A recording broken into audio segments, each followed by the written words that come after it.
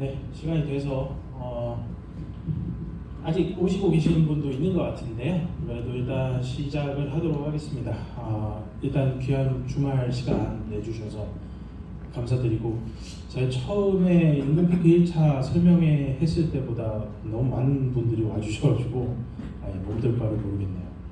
네, 대우조선해양 사무직지의 지회장을 맡고 있는 노현범입니다. 네, 저쪽에 있는 친구는 저랑 같이 저희 지회에서 행정 업무를 좀 맡아주고 있는 최준욱 책임이고요.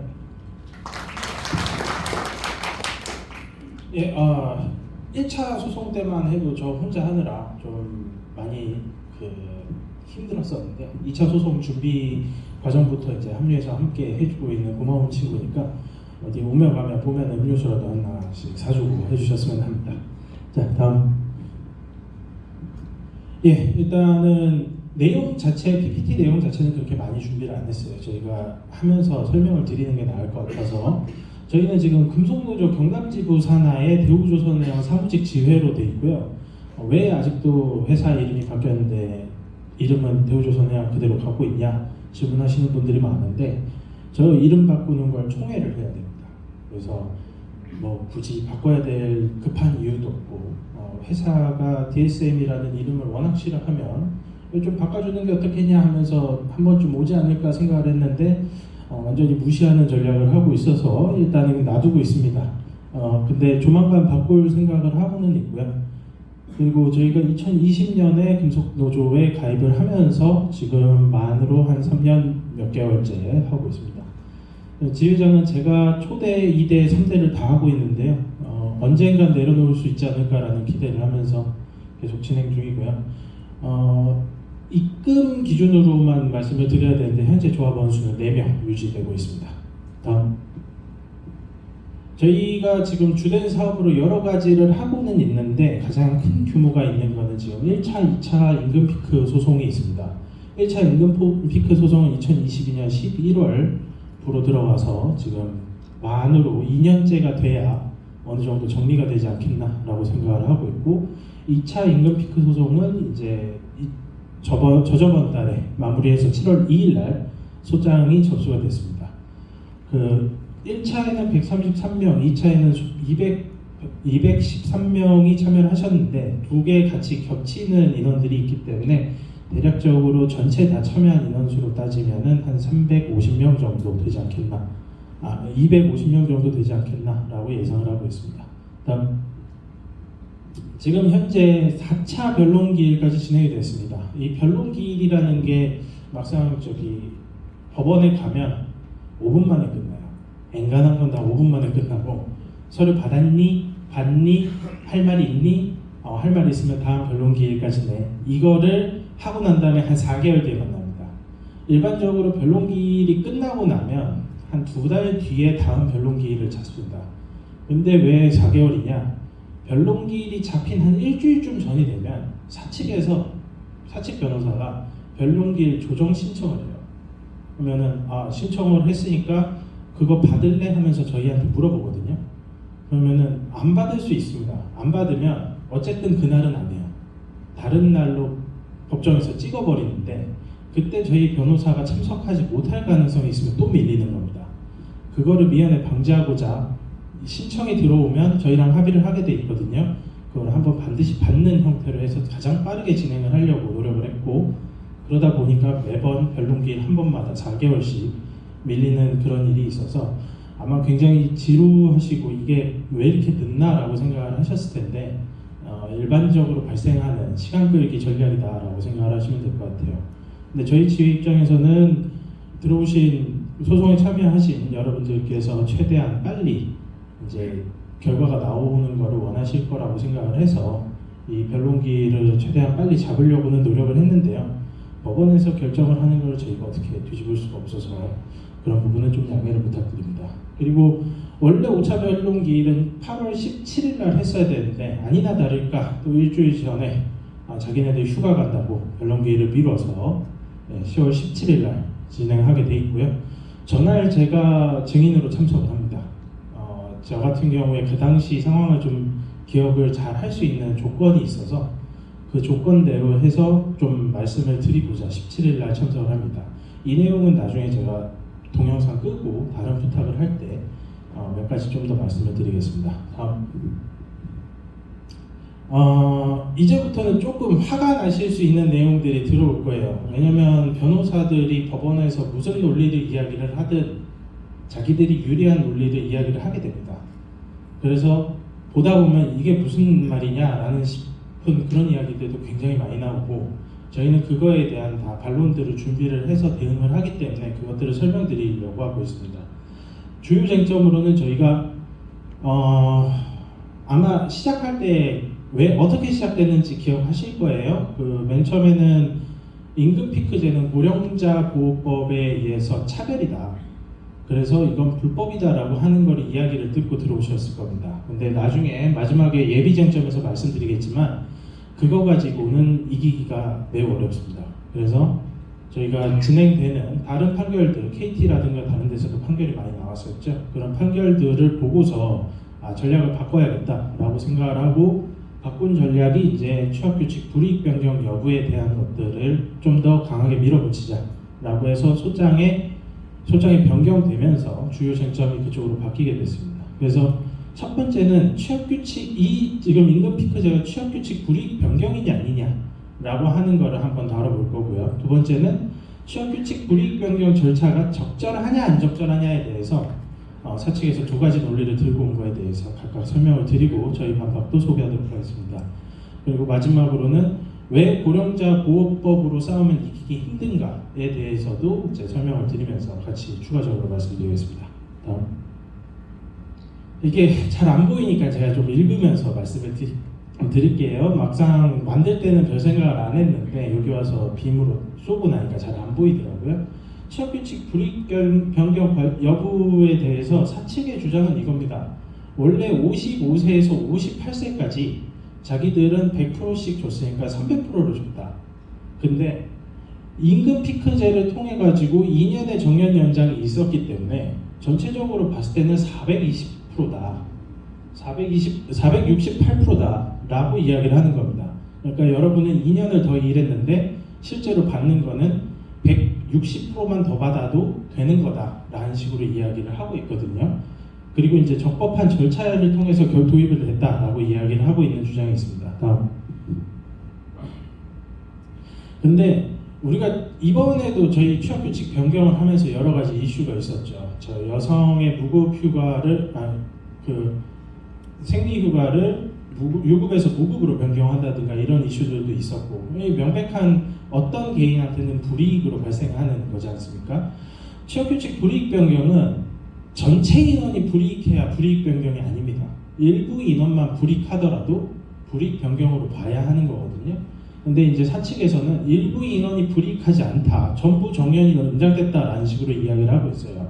근데 만약에 58세가 되는 해에 권고사직이나 정리해고 혹은 사고로 인한 사망 같은 것들이 발생을 하게 되면 이 사람들은 300%보다 못 받는 게 됩니다.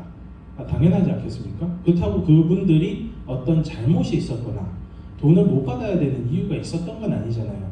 그러면은 58세까지 일하시는 분들은 명백한 불이익이 되는 겁니다. 따라서 이거는 불이익 변경이다라고 하는 논리가 하나로 반박이 되고요.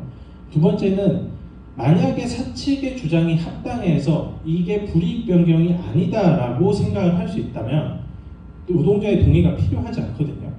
그러면은 역으로 한번 얘기를 해보면, 만약에 정년이 70세까지 연장이 됐으니까 25세부터 임금 피크를 적용하겠다라고 해도 불이익하지 않은 논리가 됩니다. 그렇겠죠? 총액만 넘어가면 되는 거예요. 25세부터 1%씩 깔게 되는 겁니다. 그런 극단적인 사례이긴 하겠습니다만 그렇게 적용을 해도 된다는 게 불이익 변경이 아니다라고 볼 수는 없겠죠. 그래서 저희는 이 부분을 주로 이제 주장을 하면서 이건 불이익 변경이 맞다라고 반박을 하고 있습니다. 네, 바로 하십시오. 네. 두 번째 항목에 보면 네. 저기 좀 핵심 나가게 될 것 같은데, 저희들이 저걸 도입하고 난 이후에 정년이 연장되더라도 16년 정도부터 해가지고 네.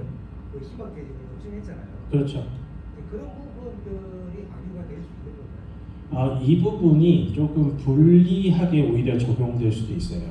왜냐하면 법원은 어쨌든 간에 노동자의 편을 무조건 들어주지 않습니다. 그래서 희망퇴직을 해야 될 정도로 힘든 상황이었다 그러면 취업규칙이 불이익하게 변경된 게 아니지 않을까라고 자꾸 생각할 가능성이 있어요.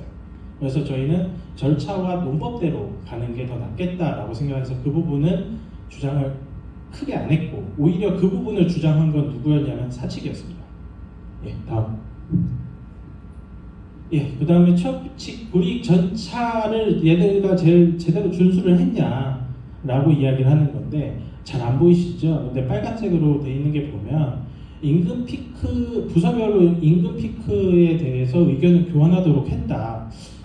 뭐 이거는 사실 이견이 굉장히 많으실 것 같은데 저희 이번에 취업규칙 불이익 변경으로 제가 이제 녹음 파일도 돌리고 막 그랬는데 그러면서 부서별로 이야기를 할 때 이야기들 많이 하셨나요? 아니면은 뭐 회람처럼 이렇게 돌리거나 해야 되는 거야 라는 식으로 나오거나 어땠는지 잘 모르겠습니다. 하여튼 정확하게 기억은 안 하지 못하지만 네네 사실은 그 설명하는 그 부수장도 네. 잘 몰랐어요. 거기서 아. 질문할 수 있는 상황이 아니었어요. 질문을 해도 적절하게 대답을 할 수 있는 상황이 아니었다는 거죠. 예, 그런 상황도 있었을 거고요. 무엇보다 이런 지금 부서별로 임금 피크에 대한 의견을 교환하기로 돼 있다라고 얘기를 해놨잖아요. 다음 페이지. 일단 부서별로 했다라는 걸 한번 들어볼게요. 저 당시에 오션플라자에 사무직이 못해도 1000명에서 2000명 정도 일하고 있었습니다. 근데 요 오른쪽에 있는 을 제17호-1호증에 보면 어디에서 회의를 했는지가 나와요. 그리고 그 회의를 한 곳 중에 제가 하나를 찍어 놓은 겁니다. 여기가 오션플라자 9-2 회의실이고요. 잘은 안 보이시겠지만 증거 목록에 9-2 회의실에서 했다라고 돼 있어요. 예, 1000명에서 2000명이 일하는데 14명에서 16명이 들어가는 곳에서 부서별로 회의를 한 겁니다. 우리 부서의 의견은 들을 수 있을지 모르겠는데 옆 부서의 다른 의견들을 폭넓게 교환할 수 있는 기회는 없었다고 봐야죠. 다음 장. 그리고 두 번째는 부당한 개입이나 간섭을 배제하기 위해서 임원들을 참석시키지 않았다고 합니다. 임원들이 이제 위에서부터 찍어 날려서 야 해 이렇게 될 수 있다라고 하는 거를 주장을 하고 있는 거죠. 이제 여기서 제 좀 개인적인 경험이 나오는데 다음 장으로 보여줄까? 예. 이거 아마 아실 분들은 아실 건데요. 제가 2017년까지 상선에서 일을 하다가 저성과로 쫓겨납니다. 그래서 지금 해양으로 와서 일을 하고 있는데 당시 했던 그 평가표예요. 다른 분들 이름은 다 가려져 있고 저기 제일 왼쪽에 보면 노란색으로 줄 쳐놓은 게 제 건데 노현범이라고 되어 있는 거 보이실 겁니다. 예, 저죠. 평가 다른 건 다 비슷합니다. 뭐 위아래로 있는데 제가 계속 해양에서 일을 하다 상선 가고 처음 했으니까 높지 않을 수도 있고 뭐 그럭저럭 평균 쳤을 수도 있고 그런데 제일 마지막에 빨간색으로 네모쳐져 있는 게 보면 글씨가 잘 안 보이시겠습니다만 하나는 파트장 평가고요. 하나는 부서장 평가입니다. 각 5점씩 들어가 있어요. 그리고 제가 다른 사람들 제일 낮은 점수가 6점인가 7점인가 그렇거든요. 두 개 합산했을 때 제가 2점입니다. 파트장 1점, 부서장 1점 받았습니다. 저 당시에 무슨 일이 있었냐면 그 사관색도들의 그 호봉제에서 연봉제로 바꾸는 변경이 있었는데 그거에 대해서 제가 이거 취업규칙 불이익 변경인데 절차를 위반했다라고 검찰청에 가서 고발을 했어요. 그랬더니만 이제 괘씸죄에 걸린 거죠. 그래서 몇 개월 뒤에 이런 평가를 받고 회사에서는 얘는 저성과니까 여기서 일 못한다 하면서 쫓아낸 거예요. 그래서 제가 인사 대기에 가 있었던 적이 있었거든요. 그렇게 쫓아냈는데 파트장과 부서장이 평가를 할 수 있죠. 근데 여러분들이 지금 저희 선배님들께서 임금 피크제를 동의를 하실 때 파트장 혹은 부서장 없는 상태에서 동의를 하셨나요? 아닐 겁니다. 아마 보는 앞에서 하셨을 거예요. 거기에서 대놓고 거부했다가는 무슨 일이 벌어질 수 있죠? 이런 일이 벌어질 수 있다는 걸 다들 암묵적으로 알고 계셨던 거라고 생각을 합니다. 그리고 저는 그거를 실증적으로 나중이지만 다른 사안이지만 입증한 셈이 되죠. 찍히면 이렇게 된다. 왜냐면 얘네가 평가자니까. 그런 평가자들 앞에서 자유롭고 평등한 의견 교환이 있을 거라고는 생각하기 힘들죠. 그러니까 A시당초 부서별로 저기 앞에 있는 증거물에서는 파트별로 한 것도 있습니다. 부서별 혹은 파트별로 모아놓고서 의견을 교환을 했다라고 볼 수가 없는 거죠. 게다가 아까 말씀하신 것처럼 부서장도 잘 모르는 경우도 있었고. 네, 다음. 그리고 이게 이제 임금 피크제의 적절성에 대한 예비 쟁점에 대한 건데요. 이게 KT 판결 이전에 최초에 있었던 판결이 내용이 그겁니다. 61세가 정년이었어요. 근데 55세부터 임금 피크제에 들어가서 매해 10%씩 까는, 꽤 많이 깠죠 그때도. 그렇게 까는 내용이었는데, 그렇게 되면 61세가 정년인 사람이 그냥 임금이 줄어드는 셈이고, 같은 시간 동안 했으니까 총액도 줄어들죠. 그리고 이 사람이 나이가 많다는 이유만으로 까인 거기 때문에 그거는 불이익하다라고 하는 거예요. 근데 사측에서는 종전에 만 55세에서 58세 기간 동안 그 300%, 400%라고 써있네요. 실제로는 300%인데 400% 맞다. 400%. 네, 400% 맞던 게 2년이 연장이 돼서 468%니까 총액이 늘었지 않냐. 이거는 고령자에 대한 차별이 아니다라고 이야기를 했는데 이게 먹혔습니다. 이게 KT 판결에서 먹힌 거예요. KT 판결과 저희의 차이점이 딱 하나가 있는데, KT 판결에서는 노조가 협상을 했어요. 노조가 사측과 협상을 해서 사무직의 임금을 깠습니다. 근데 저희는 아니죠. 저희는 노조랑 협상을 해서 임금을 깠으면 58세부터 적용됐어야 되는데 그게 아니라 55세부터 적용되는 완전히 다른 내용입니다. 그래서 그 부분 때문에 임금 피크 불이익 변경에 대해서 오히려 싸울 수가 있었던 거고, 노조 쪽에서 저게 가능할란지는 지금 그러니까 저기 대우주의 생산직주의 쪽에서는 이 싸움으로 해서 가능할란지 잘 모르겠어요. 그래서 지금 저희 쪽이 어느 정도까지 왔냐라고 얘기를 하면, 이제 제가 나중에 차후에 그 증인 신문도 해야 되고, 그러면서 그 증인 신문을 통해 그 당시 분위기나 상황 이런 것들을 전달을 할 수가 있을 텐데, 사실은 증거량으로 치면 그렇게 많지 않습니다. 사실 판사 입장에서도 우호적으로 본다라고 하면 증거량이 많이 있을 수 없는 상황이다 라고 하는 걸 인지를 하고 있을 거예요.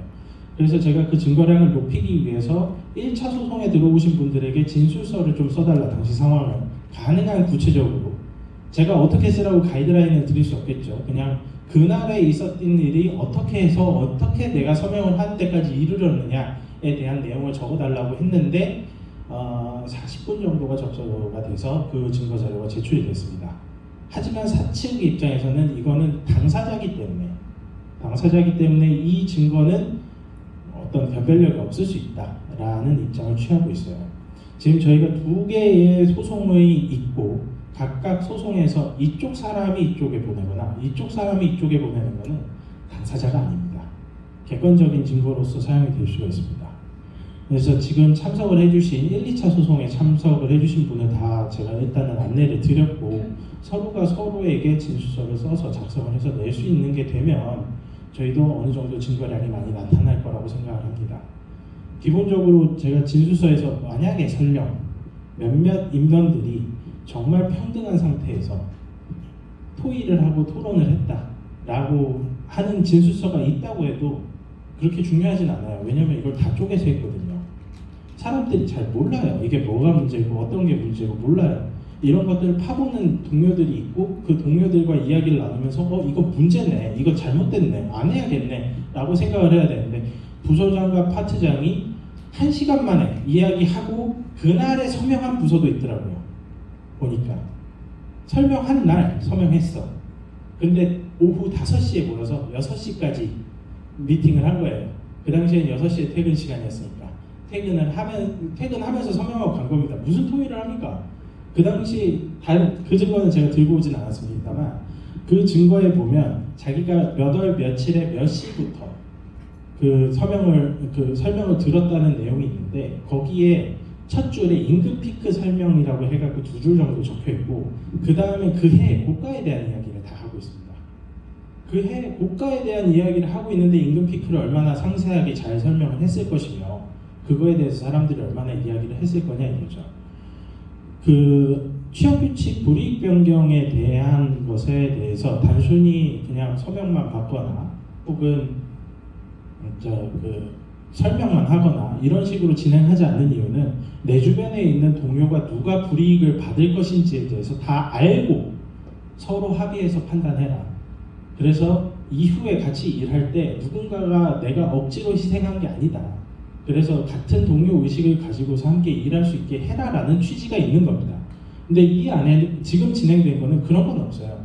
나중에 지나고 나니까 이게 아닌데 이게 뭐지? 이렇게 되는 겁니다. 물론 한번 서명이 된 사안이기 때문에 이걸 뒤집는 건 굉장히 어렵습니다. 하지만 노동자와 회사의 관계는 원래 좀 불평등합니다. 그 과정에서 노동자와 회사의 관계가 불평등한 상황을 평등하게 만들기 위해서 회사가 얼마나 노력했냐라는 부분을 저희가 계속 이야기를 하고 있는 거죠. 다음. 요거는 저희 금속노조 법률원에 있는 분이 이 예비적 쟁점에 대해서 어떻게 싸울 것이냐에 대해서 이야기를 하고 있는 건데요. 사실 취업규칙 불이익 변경에서 확실하게 이긴다 그러면 이 쟁점을 싸울 필요도 없이 무효입니다. 다만 저희 같은 상황이 아닌 다른 곳들도 분명히 존재하기 때문에 금속노조 법률원에서는 저희 조합비를 가지고서 그냥 노는 게 아니고 대량의 논문 같은 것들을 좀 만들어내면서 사회가 변화하는 쪽으로 만들어내기 위해 균형을 잡기 위해서 노력을 하고 있고요. 그래서 그 법률원에서는 정년 연장형이냐 유진형이냐에 대한 엄밀한 판단을 대법원에서 한 건 없다. 사실은 뭐가 연장형이고 뭐가 유지형이냐 이렇게 이야기하기가 힘들다. 그리고 정년이 저희 같은 경우에 2016년에 혹시 이거 하나 물어볼게요.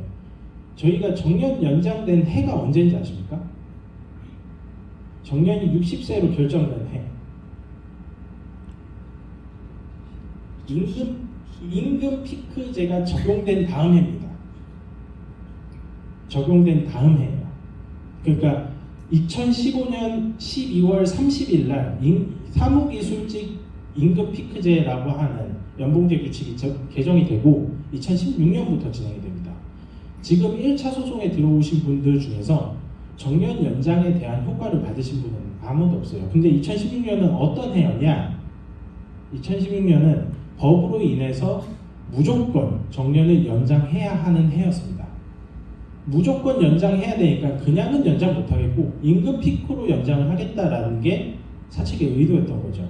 그런데 2016년에 무조건 나는 60세에 연장이 된다라는 사실을 알고 이걸 동의한 사람이 있냐 이거죠. 아마 없을 거라고 생각해요. 저도 몰랐거든요. 아무도 설명을 안 해줬으니까. 뭐가 불이익인지를 모르는 거예요. 누구나 다 60세까지 연장이 되는데 왜 나는 임금 피크가 적용이 되지? 라고 이야기를 했을 때 그거를 쉽사리 말씀드리기가 어려운 상황이었으니까 그러지 않았을까 라고 생각합니다. 다음. 네, 사실 제가 준비한 내용보다 질문을 통해 갖고 오는 답변을 드리는 게 훨씬 건강하다고 생각을 하고 있고요. 지금 제가 설명드린 거는 실제 저희 변호사랑 저랑 많이 이야기를 하면서 저 사측에서 나오는 답변서들을 보면은 열이 진짜 엄청 받거든요. 근데 그 과정에서 내가 쓸 수 있는 카드가 뭔가를 하면서 다 끄집어내갖고 쓰면서 나온 겁니다. 제 인사고과 기록까지 다 뒤집어가지고 내고 있었던 거고 지금 이거는 저희 조합에 그래도 홍보는 해야 될 것 같아서 QR을 찍으시면은 조합 가입 신청서가 있습니다. 가입 신청서를 작성을 하시고 돈을 안 내시면은 저는 카운팅을 안 해요. 그리고 조합비는 월 통상임금 1%로 매월 들어가게 돼 있고요. 최초 가입비가 3만 원이 있다라고 생각을 해주시면 됩니다. 조합비 계좌는 금속노조 같은 경우는 지회는 사실은 어떤 법적인 그게 아니에요. 그래서 조합비 계좌에서 그냥 지회장의 계좌를 쓰고 조합원들한테 보고를 해라 이렇게 권장을 하고 있거든요. 그래서 저거는 지금 저희가 저 계좌는 조합비랑 임금 피크 소송인단만 사용되고 있는 계좌입니다. 다른 데도 왔다 갔다 하잖아요. 그래서 조금만 가지고서 그냥 쭉 깔아드리면 언제든지 오셔서 보고 싶다라고 하면은 지금 조합원, 그다음에 임금 피크 1차 참여자, 2차 참여자에 대해서는 제가 공개할 의지가 있으니까 말씀해 주시면 될 것 같습니다. 사실 이 회사에서 아마 많이 일하신 분들은 제가 볼 때 40년도 일하신 분들도 있더라고요. 만 20세부터 오셔가지고 그대로 쭉 일하시다가 40년째다라고 하신 35년, 40년 이렇게 일하시는 말 그대로 이제 오포만의 역사라고 불리시는 분들도 있었고 지금 여기 앉아 계신 우리 선배님들도 최소한 내 옆에 있는 동료들이 밥 벌어먹고 사는 데 있어서 충분히 기여를 하신 분들이라고 생각을 합니다. 그리고 이제 회사는 계속해서 사람을 소모품으로 볼 겁니다. 제가 요즘에 좀 생각한 건데 법인이 굳이 안에 있는 노동자를 같은 인간이라고 생각할 필요가 없을 것 같아요. 왜냐면 법인은 사람이 아니거든요. 거기에는 숫자로만 판단을 할 거고 돈으로만 판단을 할 겁니다. 그러니까 우리는 그 사람들한테 우리는 사람이니까 알아줘 라고 이야기할 필요가 별로 없을 것 같아요. 오히려 옆에 있는 내 동료들과 내 후배들, 선배들을 챙기면서 우리는 함께 일했고 함께 역사를 써왔다라고 이야기를 하는 것이 더 가치 있는 일이 아닐까라고 생각을 합니다. 지금 소송에 들어와가지고 결과가 어떻게 될지는 제가 말씀을 드리기가 쉽지 않습니다. 최선은 다했지만 뭐 사실 법원 가면은 판사가 진짜 신과 같은 위치에 이렇게 앉아 있거든요. 압박감이 장난이 아닙니다. 이 사람 앞에서 내가 뭘 말을 해야 된다는 것 자체가 리스크입니다. 그런데 그래도 해야 될 건 해야 되니까 그리고 틀린 말 하는 거 아니니까 하고는 가는데 이 과정에서 저 사람이 어떻게 판단을 할지 무슨 생각을 가지고 있는지 전혀 알 수가 없습니다. 그래서 이길 수 있다, 이겨서 받아들이겠다라고 저는 약속을 드릴 수는 없지만 제가 현재 하고 있는 거에 대해서 최선을 다하고 있고 그 다음에 서로가 서로를 어떻게 도울 수 있는지에 대해서도 정보를 좀 공유를 드리고자 이 자리를 마련을 했고요.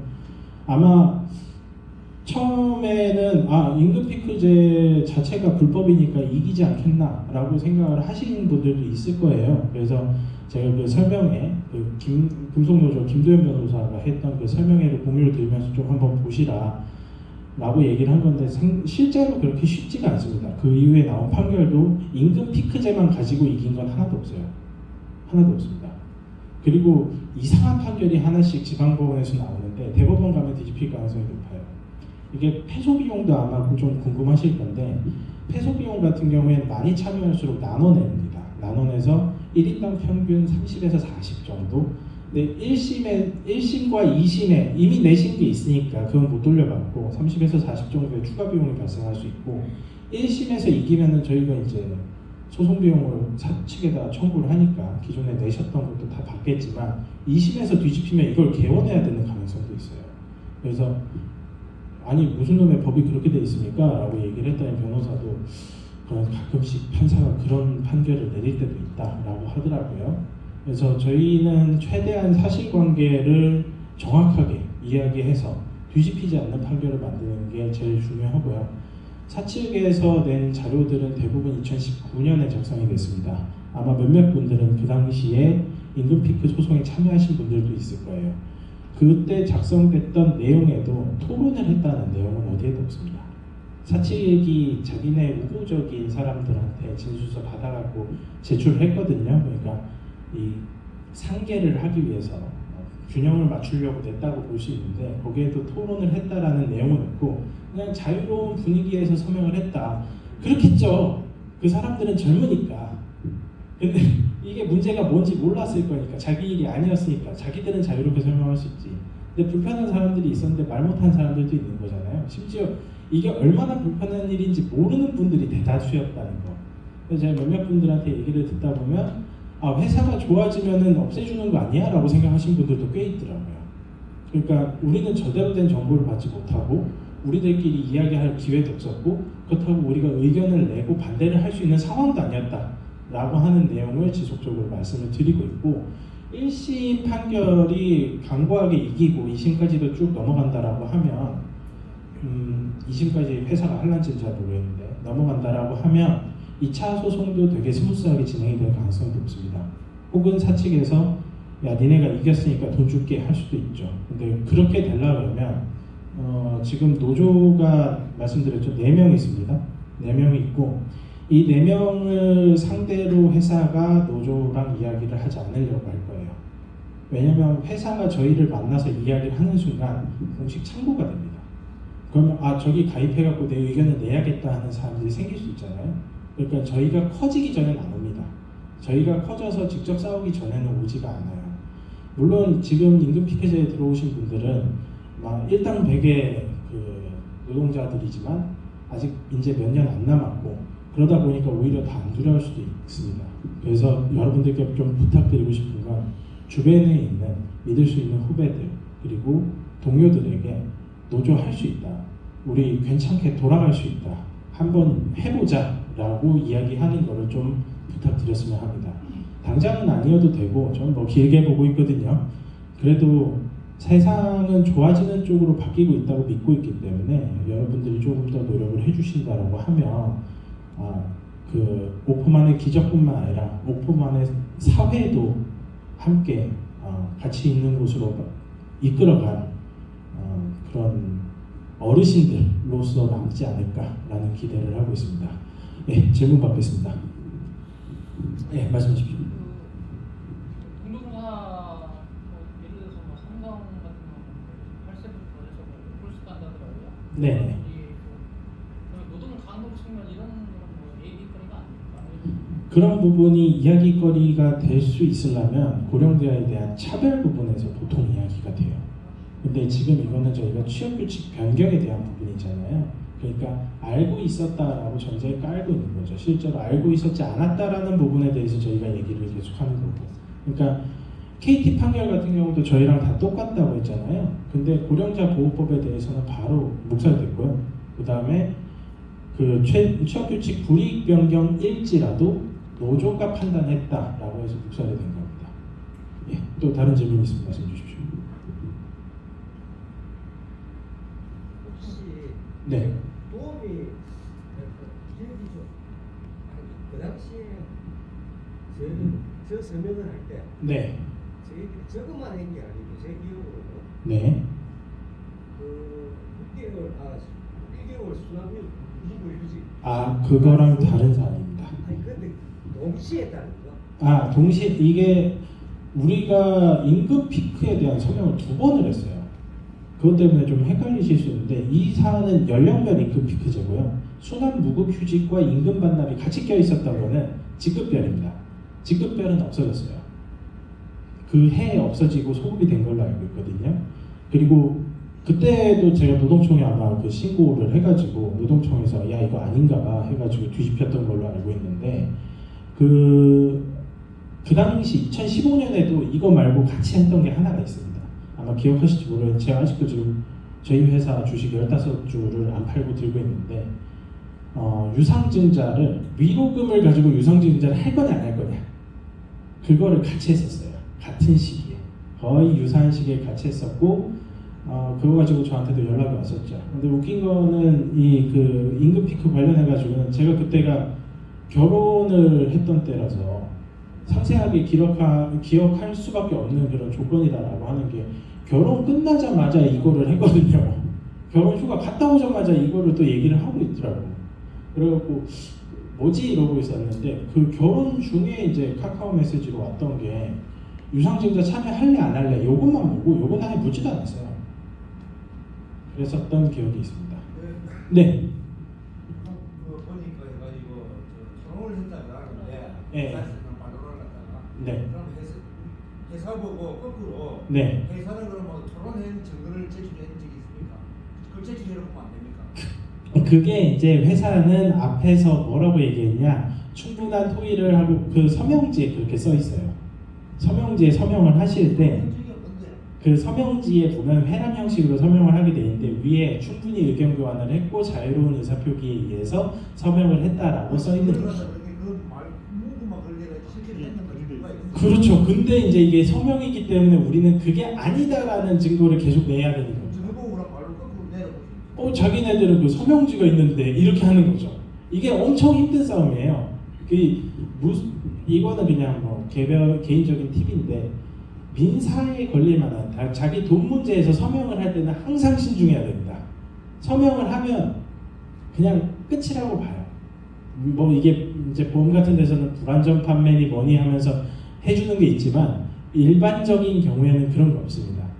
그래서 이번에도 제가 서명을 안 해도 되는 거고 반대를 해도 되는 거면 굳이 서명하지 말라고 했던 게 이번에 임금 취업규칙 개편 관련해가지고 2달 전에 있었죠. 그때도 얘기했던 게 그런 부분입니다.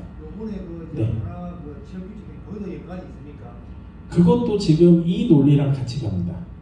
이 당시 논리랑 같이 가고요. 그리고 그 안에서 그 당시에 변호사가 우리 임금 네. 차제가 소송을 해서 아닌데 네네네.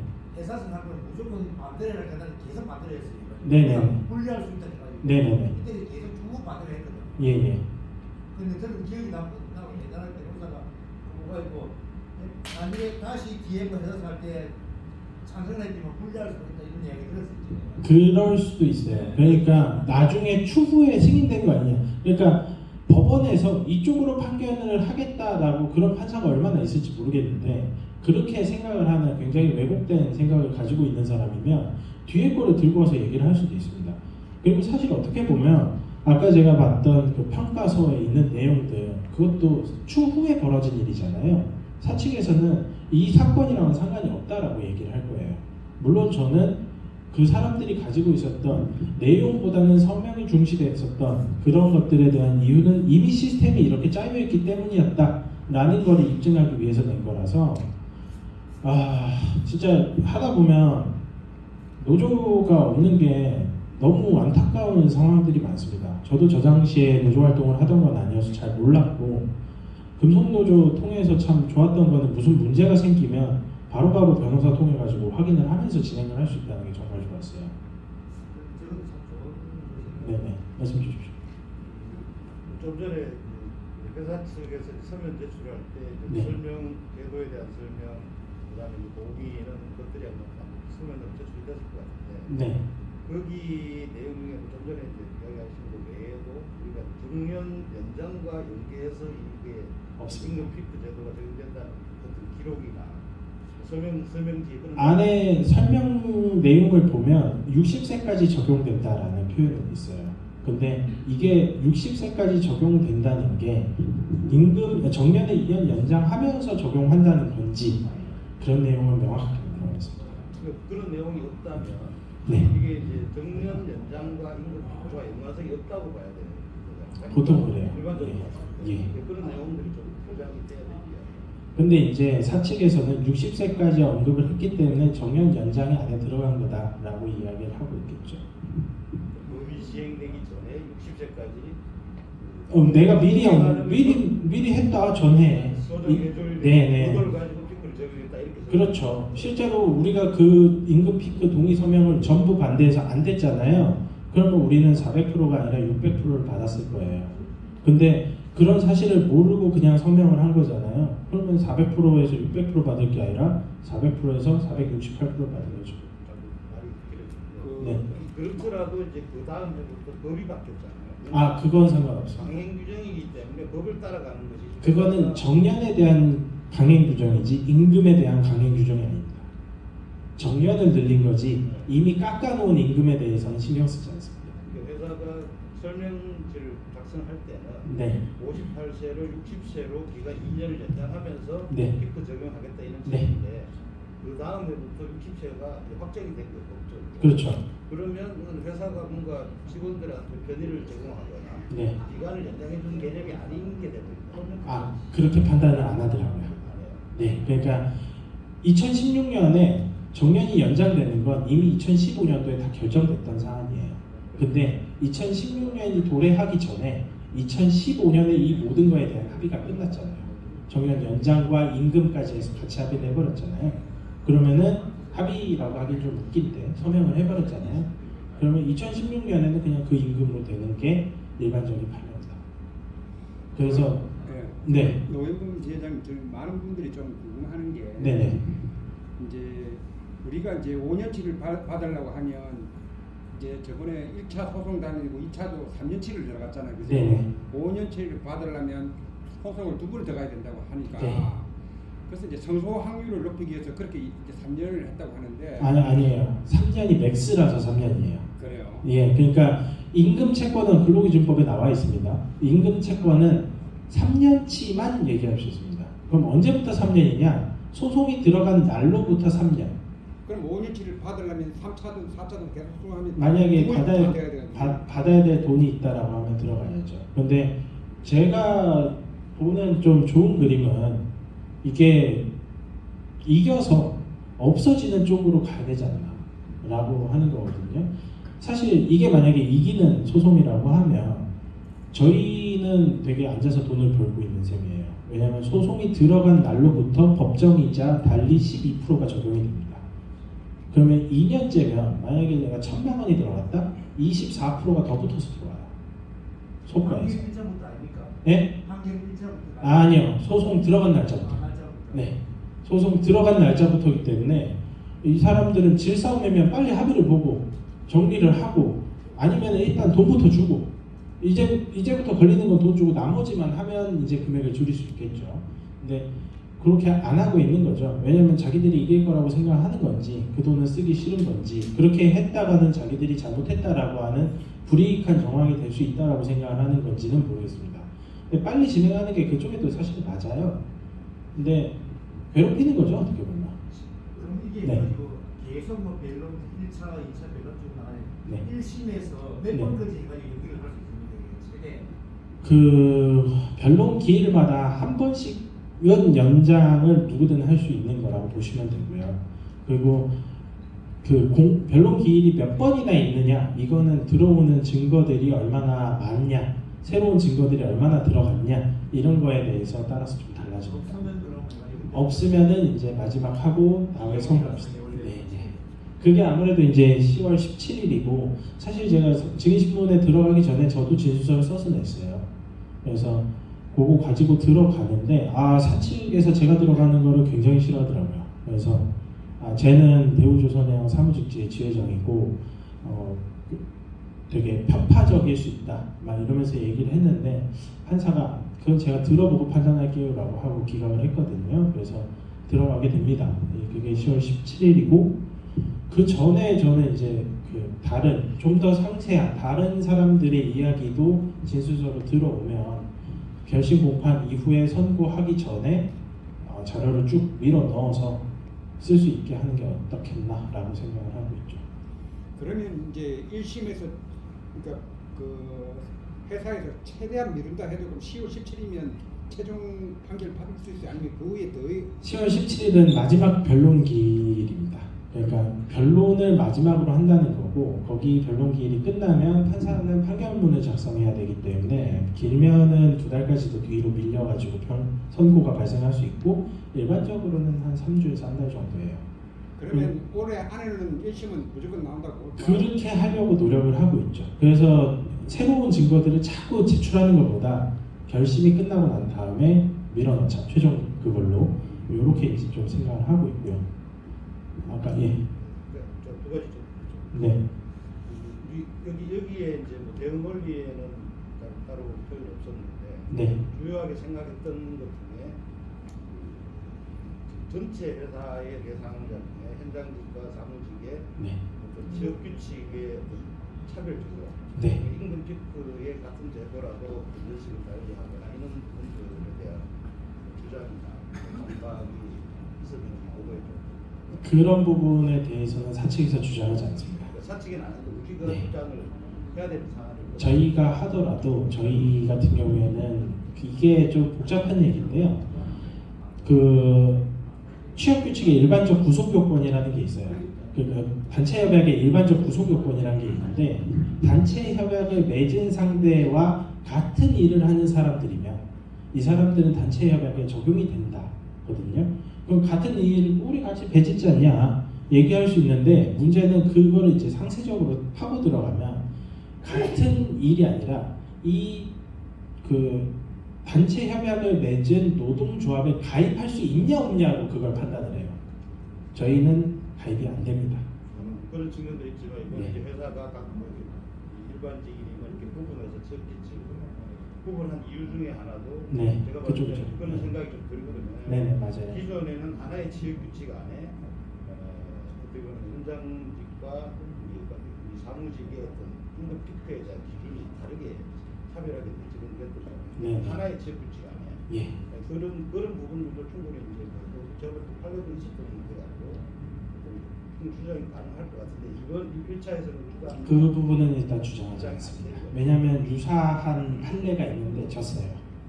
네, 대법 가서 기각을 낸 게 있어서 너희들은 단협에 적용이 안 된다고 기각이 났거든요. 그래서 굳이 이번에 그거를 해면서까지 해야 될 필요가 있냐? 이번에 조금 전에 설명해 주신 그런 내용으로 이제 네. 회사에 어떤 반박하는 정도의 어떤 서면으로 일단은 반박이 아니라 이거는 적법하지 않으니까 무효다가 저희 주장이고 그거에 대한 반박을 사측이 한 거고 사측이 한 거에 대해서 저희가 다시 재반박한 게 이 내용이다. 그러니까 컴퓨터에서 주장은 네, 그쪽입니다. 그렇다고 봐야 돼요. 네네. 그건 하나 더 여쭤볼게. 네. 지금 저 같은 경우 이제 1심도 하고 2심도 지금 네네. 참여를 하고 있는데 지금 이제 1심이 판결이 나기 전에 2심을 이제 소장 들어갔잖아요. 아, 예, 그렇죠. 그러면 이제 1심에서 예를 들어서 이제 안 했으면 좋겠지만 패소를 했을 경우에 네. 뭐 로법을 바꾼다든지 아, 로펌 바꾸는 거는 보완하든지 이렇게 해야 되는데 동일한 사람 패소한 변호사가 2심까지 계속 가는 거는 사실은 또 패소할 가능성이 이제 그냥 그렇죠. 그 네. 변호사들하고 어떤 이야기나 이런 관계에서 그런 게 좀 반영이 되는지. 일단 금속노조 법률원이랑 계약한다는 게 무슨 의미인지를 조금 말씀드릴게요. 이거 저희 퇴직자분들이 그 법률원이랑 계약을 안 하고 외부에 있는 다른 변호사랑 계약을 했거든요. 일반 그냥 법무사랑 했는데 저한테 연락이 계속 와요. 전략이 없어요. 거기는 뭐가 될 거다 안 될 거다 이게 잘 없어요. 나름 노력은 하는데 제가 얘기한 거에 대해서 잘 못 알아듣는 그런 게 있습니다. 김앤장에 1000명 정도의 변호사가 있고 그 중에서 노동 관련 사건을 수임하는 게 50명 정도 됩니다. 그러면 노동자 편에서 이거를 하고 있는 사람들은 우리나라에서 민주노총 법률원밖에 없고 거기에만 50명이 이거를 담당하고 있는 겁니다. 그러니까 그 사측이 있는 논리를 가장 잘 반박할 수 있는 게 법률원이에요. 그리고 두 번째, 보통 이런 거 하면 사안이 좀 힘들잖아요. 그럼 착수금을 200, 300을 부르기도 하고요. 거기에다가 성공보수를 10%에서 20%로 땡깁니다. 법률원은 성공보수야 상한이 있어요. 5.5%. 그리고 착수금이 뭐 많이 들어오신 것도 있지만 30만 원부터 시작했습니다. 나머지 인지세 송달료고요. 그러니까 바꾸면 비싸집니다. 이길지도 모릅니다. 그런 게 있다라는 거죠. 우리가 그러면 민주노총 법률원에서 연결해준 변호사들을 쓰고 있습니다. 거기도 로펌이다. 그렇죠. 변호사. 네, 물론 좀 소규모지만 대신에 이 사람들끼리 연결을 해갖고 서로 자료를 주고받고 학술 연구를 하고 그런 식으로 되어 있죠. 네, 노동 사건을 수임을 할 수 있는 곳 중에 가장 큰 곳이 민주노총 법률원이라고 생각하시면 됩니다. 가장 신뢰할 수 있고 가장 전향적인 판결을 많이 끌어내기도 하고요. 변호사가 그러면 민주노총 법률원에 소속된 그 일종의 수탁해서 하는 법률원이 연결을 해주고 저희랑 계약을 하는 거고 이 사람들은 대신에 사측 거를 별로는 안 하죠. 네. 변호사는 뭐 어떤 구체적으로 변호사 이름은 알고 있습니까? 김두현 변호사랑 김기동 변호사. 아니 법무사 회사. 아, 예, 그게 제가 이번에 계약서 보내드릴 때 보내드렸는데 제가 저 찾아서 또 말씀드리겠습니다. 네. 한 가지 질문을. 네. 지금 그 보면은 저희 그때 2015년 16년경에 네. 체크치 계획 관련한 말씀이셨는데 네. 이제 그 당시 기준해가지고 네. 그 당시 배경으로 봤을 때 이제 상당히 좀 조준적으로 괜찮았었잖아요. 그러면서 그 수준이 계속 갈 거라고 봤는데 네. 그 이후에 많은 이제 그 시간이 경과가 되면서 많은 변화가 있었는데 네. 회사에서는 처음에 본인들이 좋은 쪽으로 해가지고 그걸 만들어 놓고 네. 그 몇 년 동안 했는데 한 번도 바꾼 적이 없거든요. 그렇죠. 그런데 지금 이제 와가지고 이제 시대가 많이 변했단 말입니다. 네. 근데 제가 말씀드리고 싶은 거는 그때 이제 59세부터 10, 20, 30 예를 들어가지고 네. 5년 되면 약 50%를 까는데 네. 그러면은 회사에서 일을 할 때 네. 일도 그렇게 시키냐 이게요. 그렇죠. 그런 부분에 대해서 저희가 충분히 어필은 할 수 있습니다. 근데 잠깐만요. 그래서 네. 이런 실질적으로 이제 사람마다 틀리겠지만 곱하기 1, 배나 2배를 하는 사람도 있다 이거야. 그렇죠. 오히려 강도는 더 심해졌을 거예요. 조직에서는 어떻게 하냐 이게. 그런 이런 일들 시켜먹고 그렇죠. 왜 2배는 이제 그런 일들이 없기 때문에 네. 한뭐 예를 들어서 예를 들어서 100% 하는 사람도 있고 200% 하는 사람도 있고 네. 예를 들어서 반하는 사람도 있겠죠. 네네. 하지만 급여는 노조에 가입된 사람들은 우리 친구들 같은 경우에 네네. 예를 들어서 우리가 2배 받는 얘기야. 아, 예. 근데 우리는 뭐냐 이게야. 우리가 뭘 잘못했다고 이런 소리입니다. 그렇죠. 근데 사실 사측 그러니까 법인을 사람으로 보지 마십시오. 그 사람들은 그냥 돈입니다. 싸게 쓸 수 있으면 싸게 쓰는 겁니다. 그 사람들이 싸게는 더 이상 못 쓴다라고 얘기하는 게 그런 조직이나 모일 수 있는 어떤 플랫폼으로 역할을 하는 게 노조인 거고요. 그러니까 제가 선배님들이 그런 억하심정이 있는 거를 전혀 모르는 게 아니에요. 다 알고 있습니다. 그리고 오히려 그런 것 때문에 열심히 하려고 하다가도 하기 싫어지는 것도 다 알고 있습니다. 근데 문제는 그렇게 얘기한다고 해서 쟤네는 바꾸지 않습니다. 쟤네한테는 실질적으로 타격이 와야 바꿔요. 아니면 법적으로 바꾸든가. 그래 잠깐만. 그래서 제가 이제 지금 보면은 우리 지금 우리 현장 같은 경우는 노조가 있으니까 네. 지금 전체적인 인원을 회사하고 노조하고 협상을 하잖아요. 네. 우리 개인 대 회사 그다음에 이제 별로 잘 모르는 법에서 잘 모르는 사람 들어가면은 거의 100% 지죠. 100% 지거든요. 네. 그리고 그거 사실들을 잘 모른단 말입니다. 그렇죠. 그래서 이게 그 사실들을 같이 공감하고 하려면은 이런 자리라든지 좀 자주 있어야 될 것 같고. 아 예. 그 좋은 다음에 말씀이십니다. 제가 한마디 말씀드리고 싶은 거는 네. 지금 우리 제장님이나 또 일부 네. 인원들이 근무할 이렇게 업무를 하면서 네. 회사로부터 보호를 받을 수 있도록 네. 뭔가 이렇게 틀을 만들어서 예. 예를 들어서 가령 어떤 우리가 틀을 만들어서 할 필요가 있다는. 네, 저도 공감을 하고 있고 사실 이런 활동을 하는 이유도 그 부분에서 하고 있습니다. 근데 사실 노조의 가장 큰 힘은 참여거든요. 참여율을 높이기 위해서 저는 애써 노력을 하긴 하는데 사실 아까도 보셨듯이 인사 고과나 이런 불이익은 있을 수 있어요. 그 불이익이 내 임금이 깎이는 불이익이 아니라 내 옆에 사람보다 더 안 좋은 불이익입니다. 실질적으로 임금이 깎인다는 개념은 아니에요. 근데 그거를 받아들이면서도 앞으로 나가는 사람들이 있을 거고 그걸 못 받아들이는 사람들은 조금 뒤에 있을 수 있습니다.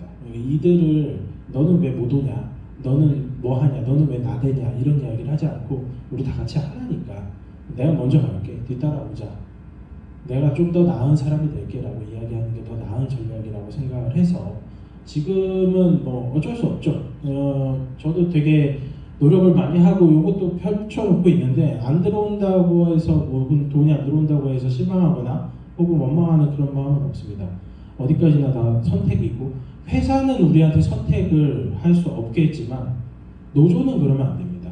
그래서 여러분들께 우리 선배님들께 더 나은 세상에서 자녀분들, 손주분들이 살아가는 것을 보고 싶으시다면 함께 해주셨으면 좋겠다라고 말씀드리는 게 제가 할 수 있는 최선이죠. 물론 네. 예. 하나만 더 이제 지금 회사의 이제 전략을 보면 네. 재판을 계속 끄는 전략이거든요, 그죠? 네. 결국 노제장도 봤을 때 1차도 지금 제가 볼 때는 한 5년에서 한 6년 정도 가야 된다고 보는데 그죠? 그것도 이제 새로운 증거들이 계속 발굴이 되고 반박 증거들이 나와야 그렇게 되는 건데 지방법원, 고등법원, 대법원까지 가야 안 되겠어요. 그것도 이제 새로운 증거들과 반박 증거들이 나와야 안 그러면 기각 나요? 근데 계속 회사는 뭐 지면 계속 항소할 거 아니냐 이거죠. 그럴 수 있죠. 예, 네. 그러면 이제 걱정하는 부분은 1차 소송상 133명인데 65년생 이런 분들은 나중에 퇴직을 하면 네. 이제 대법원까지 같이 따라가 줄 수 있겠느냐. 중간에 만약에 지면 당연히 따라가야죠. 무슨 말씀이십니까? 소송비도 내야 되는데 그런 문제. 아, 소송비나 이런 부분은 저희 지회가 그거를 감당할 수 있을 정도의 자금력은 없어서 그렇게는 힘들지만 만약에 이제 금속노조랑 연계를 하고 이런 법률 서비스 같은 것들을 제공을 하는 데 있어서 지회가 유지되고 있고 최소한 제가 지회장인 한은 끝까지 갑니다. 끝까지 갑니다. 한번 제가 모셨는데 어떻게 힘듭니다, 안 할랍니다 이렇게 합니까? 그건 아닌데 네. 이제 소송 일단 133명이 이제 퇴직을 하게 되냐 아무래도 퇴직하게 아, 되면 그런 거 없습니다. 끝까지 이제 갑니다. 사실 소송이 또 막 이렇게 계속 관심 가지기가 쉽지 않을 수도 있고. 아, 물론 그때는 뭐 어쨌든 저는 문자로 연락을 드려야 되는 게 제 의무라고 생각을 하고 있고요. 예, 뭐 중간에 제가 뭐 어디 사고가 나지 않는 이상 끝까지 갈 거니까 그 부분은 너무 걱정 안 하셔도 됩니다. 네. 지금 우리 근무자들 외에 퇴직하신 분들도 같은 소송을 하고 있는데 그분들 1차 소송 때 10분 정도가 다른 데서 하고 계세요. 예. 근데 제가 조금 실수가 있어가지고 못 들어오는 줄 알았는데 법률원에서 그럴 거 없다, 다 들어와도 되는데 왜 그랬냐 이러더라고요. 합쳐진 건가요? 예, 못 합치고 있죠. 대신에 정보를 주고받으면서 그쪽이 지면 저희한테 영향을 미치니까 그래서 우리 거 뒤에서 따라오셔라 하면서 계속 하고 있습니다. 별개 소송인데 네. 쪽으로 가고 있다. 네. 그쪽은 지금 3번밖에 안 끝났어요. 네. 혹시 만약에 그러니까 아까 취업 규칙이라든가 네. 조합 가입 관련이라든가 등등 해서 네. 임금 피크 관련해서 뭐 상의를 하고 싶다든가 이런 일이 있을 때 네. 혹시 그 정해진 공간이라든가 아, 그런 거 있나요? 제가 지금 대우조선해양 사무직 지회 소통방을 카톡에서 운영을 하고 있는데 이게 익명으로 돼 있다 보니까 좀 그래요. 그래서 실명으로 새로 하나 만들까 하고 있거든요. 그러면은 뭐 실명에서 활동하시는 게 불편하실 수는 있지만 거기를 통해 갖고 공지를 받고 그다음에 문의사항이 있으면 질문을 하시고 뭐 방침 같은 거에다가 좀 가감없이 얘기하시고 싶다. 아유 왜 이렇게 요즘 활동이 없습니까? 뭐 이런 거 얘기하시면은 저는 뭐 피켓이라도 들고 가지 않겠습니까? 네, 그렇게 말씀해 주시는 또 곳이 있으면 네, 만들어서 제가 또 따로 홍보 드리겠습니다. 문자로 활동 아니면 그 네. 1차 단톡방 아니면 2차 단톡방 이렇게 만들면 어때요? 참여자 제가 일이 너무 많아요. 단톡방 만들어서 거기서 정보 교류하면 되잖아요. 이거 그 답변서 한번 오면은 한 400페이지 되거든요. 네. 저도 다 읽어야 돼요. 저도 다 읽어야지 증거가 막 한 200페이지 되는데 그 다 보고 있어요. 다 보고 이거 아니에요, 이거 아니에요. 변호사는 다 얘기하고 있고 또 다른 업무들도 있고 그리고 제가 지금 전임이 아니라서 일도 하고 가사 생활도 합니다. 그래서 굉장히 바쁜데 이거를 여러 공간에서 하는 것보다 그리고 1차와 2차를 굳이 나눠야 될 이유도 잘 모르겠습니다. 우리 다 같이 한 공간에서 일했던 동료이기 때문에 그래서 임금 피크제뿐만 아니라 실명으로 오는 사람들은 어쨌든 노조에 관심이 있는 사람들일 거고 나름의 우호성을 가지고 있다라고 생각을 해서 좀 너른 마음으로 관용 있게 받아주면 되지 않겠나라고 생각을 하고 있습니다. 그 말씀하신 것처럼 좀 더 활동을 좀 가야 되는데 여러모로 힘들긴 하더라고요. 그 다음에 또 여기 대관하는 비용이 10만 원에 저기 과자랑 음료수 비용이 5만 원이라서 15만 원에 싸게 왔는데요. 한 달에 15만 원이 안 들어옵니다. 그런 문제도 있고요.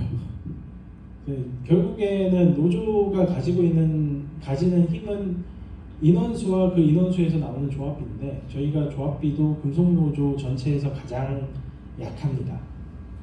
보통 1.5%에서 2% 하는데요. 저희는 1%예요.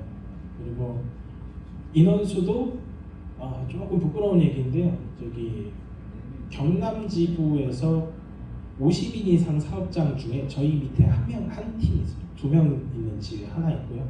지회 단위에서 저희가 2번째로 작습니다.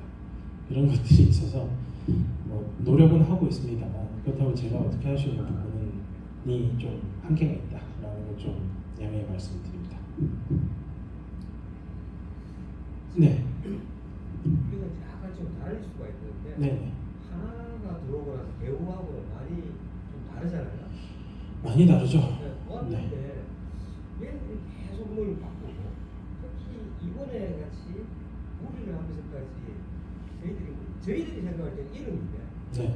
뭐 사무기술직 내지는 그런 데서 네. 일반직으로 이렇게 통합을 하면서 바꿀 혹시 의도가 뭔지 좀 설명이 가능합니까? 얘네들의 의도는 막 명확합니다. 그러니까 자꾸 나누는 거예요. 합쳐지지 않게 나누는 거고 일반직으로 바꾼 거는 큰 의미는 없을 수 있는데 일단 일반직에 대해서 제가 추론하는 건 뭐냐면 자 회사가 힘들어져서 사람을 잘라야 돼요. 사무기술직을 자른다라는 말과 일반직을 자른다는 말은 외부에서 듣기에 느낌이 많이 다르죠.